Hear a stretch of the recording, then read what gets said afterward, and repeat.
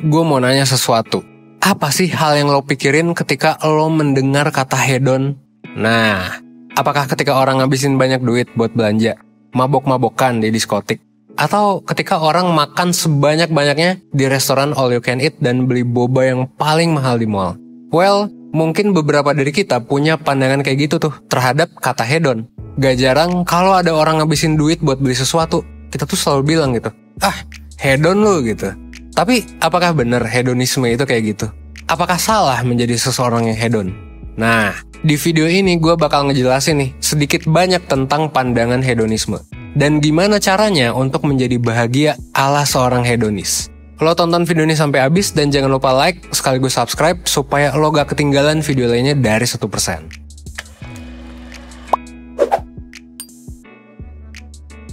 Well, hedonisme itu berasal dari kata hedon dari bahasa Yunani yang artinya adalah pleasure atau kenikmatan. Nah, atas dasar kata tersebutlah pandangan hedonisme berdiri, yaitu pandangan bahwa hidup manusia yang sebaik-baiknya adalah hidup yang penuh dengan pleasure dan hidup yang menghindari pain.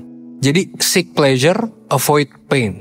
Dengan kata lain, lo nyari aja kenikmatan sebanyak-banyaknya dan lo menghindari tuh penderitaan gitu. Banyak orang, terutama anak muda di zaman sekarang, mempersepsikan perilaku yang hedon ini dalam tanda kutip ya, sebagai perilaku yang YOLO gitu, boros, konsumtif, dan lain sebagainya. Jadinya ya udah, kalau orang menganut aliran hedonisme, dianggapnya gitu ya, kalau mau makan enak ya udah makan enak, gak usah peduli sama tabungan. Kalau mau minum boba mahal, ya udah tinggal minum aja boba paling mahal di mall gitu. Gak usah peduli sama jumlah gula, seberapa mahal harganya, dan lain sebagainya. Kalau kita mau jalan-jalan ke luar negeri, ya udah langsung pesen tiket dan traveling besoknya. Seperti itulah perilaku hedon yang dipersepsikan oleh orang-orang zaman sekarang. Dan perilaku-perilaku tadi mungkin juga bakal bikin lo teriak ke temen lo. Ya kayak tadi ya, hedon lu. Nah, padahal sebenarnya hedonisme itu nggak selalu kayak gitu. Emang sih bisa aja kita interpretasiin kayak gitu. Tapi kali ini gue bakal ngebahas hedonisme versi non-hedon ala zaman sekarang. Ini adalah salah satu versi hedonisme yang gue cukup suka. Dari filsuf Yunani yang gue suka juga.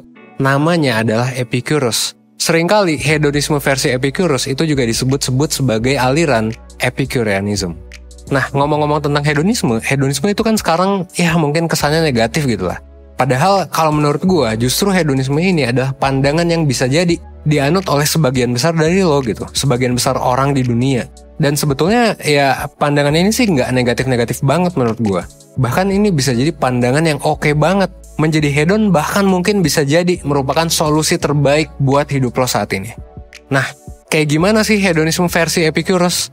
Well, dalam hedonisme versi Epicurus, dibandingkan lo ngiyolo, boros, konsumtif, dan nyari-nyari pleasure sebanyak-banyaknya, lo nggak kayak gitu. Lo pakai pendekatan sebaliknya.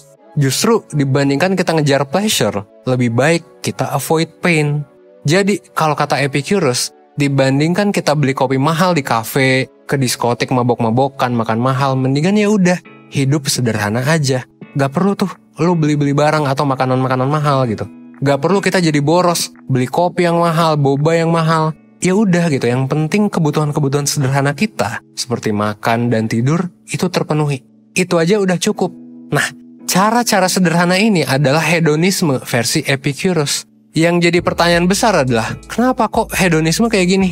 Karena gini, Epicurus itu percaya bahwa in the long term lo bakalan gak happy kalau lo selalu mengejar pleasure terus-menerus. Apalagi kalau pleasure-nya adalah pleasure yang materialistis. Kayak tadi ya, barang-barang mahal, makanan-makanan mahal, dan lain sebagainya.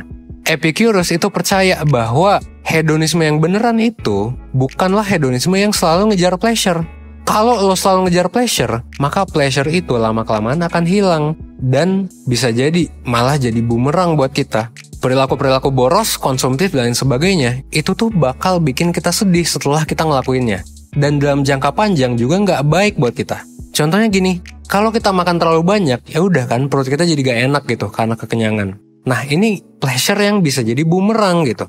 Dan dalam jangka panjang kita juga bakal jadi obesitas gitu kan kalau kita makan selalu banyak gitu. Atau contoh lain, misal kita happy-happy nih di diskotik, mabok-mabokan, nari gitu, lepas gitu kan. Tapi abis itu ya udah gitu, hangover, perut gak enak, muntah-muntah, pusing, dan lain sebagainya.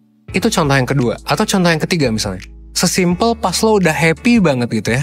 Kalau setelah itu lo ngerasain sedih, meskipun sedikit aja, lo kemungkinan bakalan jadi sedih banget. Contohnya gini, kalau setiap hari lo makan enak, makan steak gitu kan, makan makanan mahal terus-terusan, dan itu udah jadi standar kebahagiaan lo, sekalinya lo disuruh makan di warteg yang murah, ya lo cenderung akan lebih sedih gitu, dibandingkan sama orang yang tiap hari susah makan gitu, atau puasa. Pas mereka disuruh makan makanan warteg, ya mungkin itu jadi makanan terenak buat mereka gitu. Jadi kalau menurut Epicurus, dibandingkan kita ngejar pleasure, ya udah kita avoid pain aja. Hindari penderitaan dengan hidup secukupnya. Hidup sederhana aja dan ya udah, santuy, simple aja hidup mah. Gak perlu jadi kaya, gak perlu belanja-belanja, gak perlu uang banyak. Selama kebutuhan dasar kita terpenuhi, kita tuh sebenarnya udah bisa happy gitu. Itu kata Epicurus. Epicurus dalam hidupnya pun ya cuman punya 2 baju, hidup di desa kecil dan lain sebagainya. Dan itu sendiri udah bikin dia bahagia.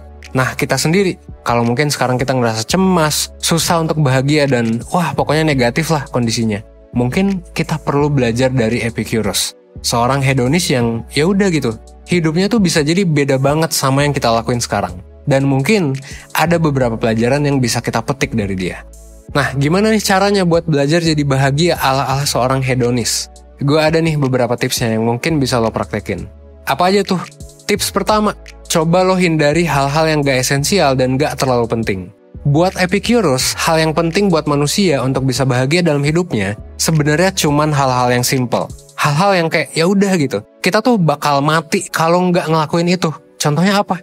Makan. Kalau nggak makan kan kita mati gitu. Minum, tidur, berinteraksi sama temen. Udah itu doang gitu. Sisanya itu kita nggak butuh-butuh banget. Makan minum pun kita nggak butuh yang mahal-mahal gitu. Yang penting bisa ngisi perut juga udah cukup. Kadang manusia itu suka ngeribetin hal yang ya udah nggak terlalu esensial gitu. Atau malah kejebak sama tuntutan sosial yang bisa jadi nggak terlalu penting juga buat dipikirin. Jadinya ya itu, banyak yang overthinking, belum lulus overthinking, mau ujian overthinking, belum nikah overthinking, jomblo overthinking juga. Padahal hidup mah bisa jadi simple gitu. Selama kita bisa makan, minum, tidur, ngobrol sama temen ya udah, sebenarnya kita tetap bisa bahagia. Jadi kalau lo ngerasa bahwa lo mencemaskan banyak hal, mungkin sekarang lo perlu evaluasi. Sebenarnya hal-hal yang lo cemasin itu esensial nggak sih buat hidup lo? Kalau ternyata jawabannya adalah enggak, mendingan lo hindari hal-hal yang sekiranya nggak penting-penting amat. Yang nggak terlalu esensial amat, ya udah gitu.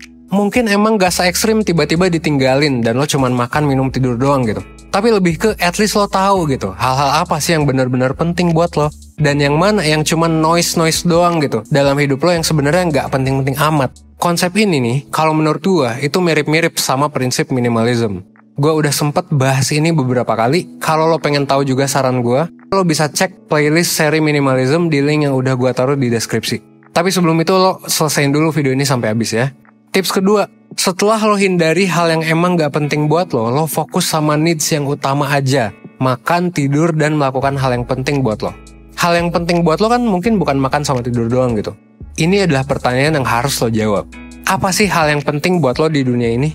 Apakah itu keluarga, pasangan, pekerjaan, teman-teman, atau apa gitu? Ini adalah pertanyaan yang perlu lo jawab sendiri.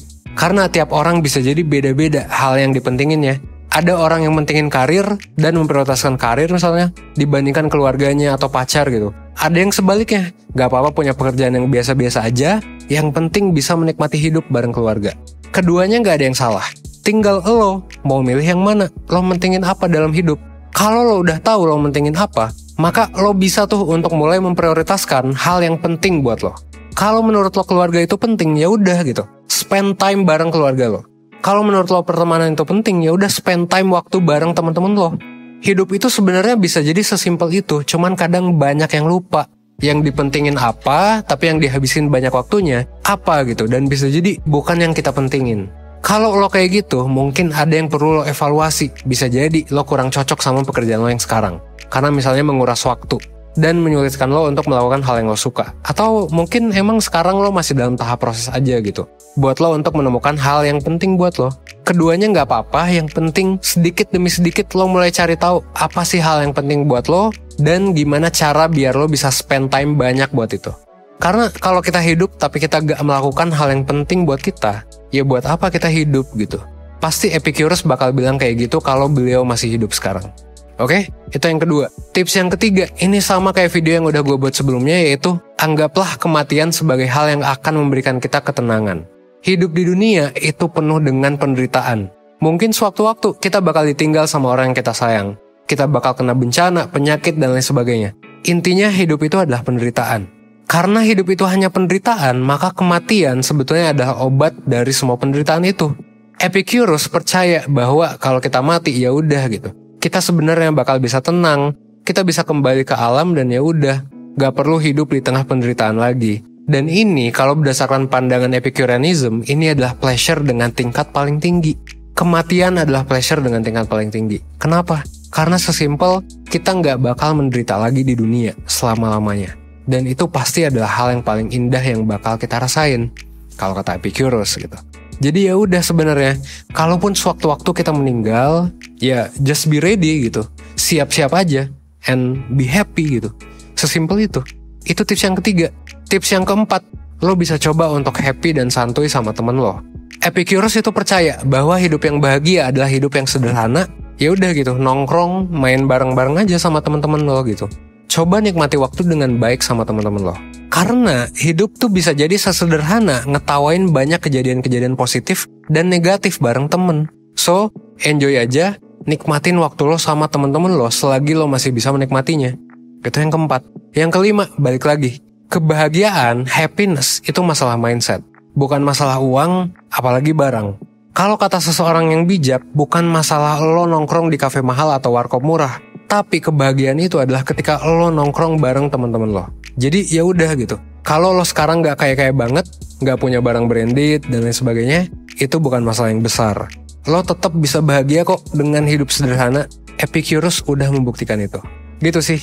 Kalau lo tertarik dengan topik-topik kayak gini, gue sih nyaranin banget buat lo untuk nontonin semua video tentang aliran filsafat dari gue di playlist filsafat yang udah gue taruh di deskripsi. Lo juga bisa browsing-browsing video lain yang kece-kece di channel 1%. Lo klik aja channelnya, terus lo tonton satu-satu. Oke? Akhir kata, jangan lupa like, komen, dan subscribe. Coba lo komen topik apa yang lo pengen gue bawain di video selanjutnya. Gue berharap semoga dengan nonton video ini, lo bisa berkembang menjadi lebih baik, seenggaknya 1% setiap harinya. Gue Evan dari 1%, thanks.